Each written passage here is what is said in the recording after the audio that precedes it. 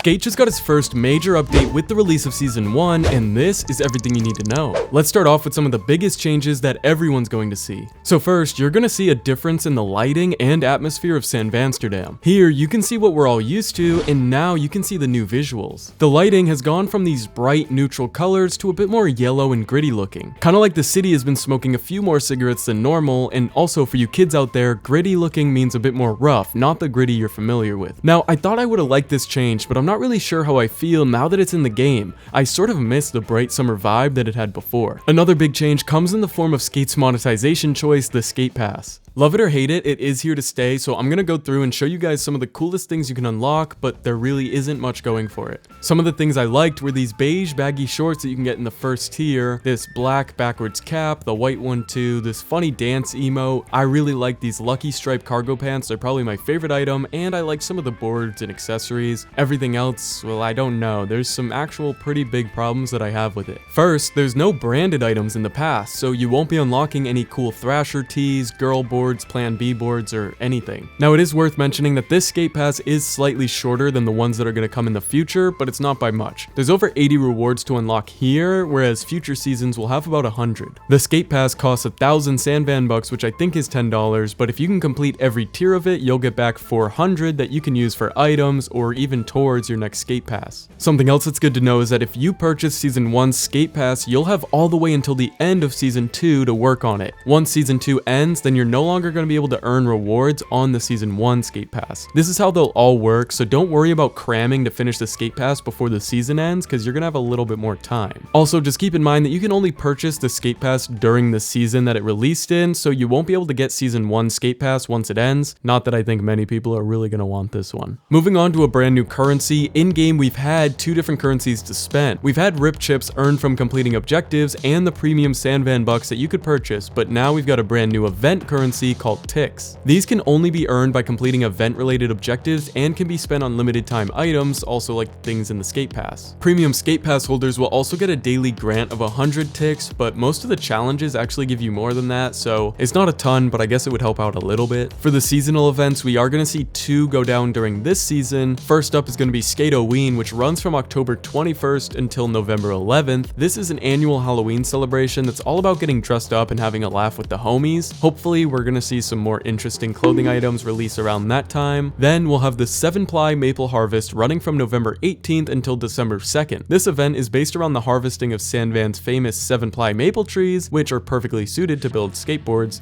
At least that's the lore in game. Each of these events will have new community parks that are updated to celebrate the occasion, which will then be swapped out with each season. The most popular parks are going to return in future seasons as well, so don't worry, they won't be gone forever if you really love them. Seasonal tasks aren't the only new missions being added in either. Over the course of Season 1, we'll see 40 brand new challenges with new ones being added each week. We'll see about 3 to 5 daily challenges, roughly 6 weekly challenges, 10 larger challenges that last all of Season 1, and event objectives that reward specific event currency, that being ticks. During Season 1, we're going to get a few new brands as well, and this includes Santa Cruz, Creature, and Independent. Now, they say these names, quote, just to name a few, so we can expect to see other brands appearing as well. I really just wish there was a way to earn these clothing items without having to actually spend real money. That's sort of a big bust in my opinion. Especially because even if you buy the Skate Pass, you still can't unlock these branded items, which Personally, I really want this red Baker board. Something about it is just so iconic to me, so if you know what made this board famous, let me know down below, because I just have some sort of nostalgia with it, but I don't know what it's really from.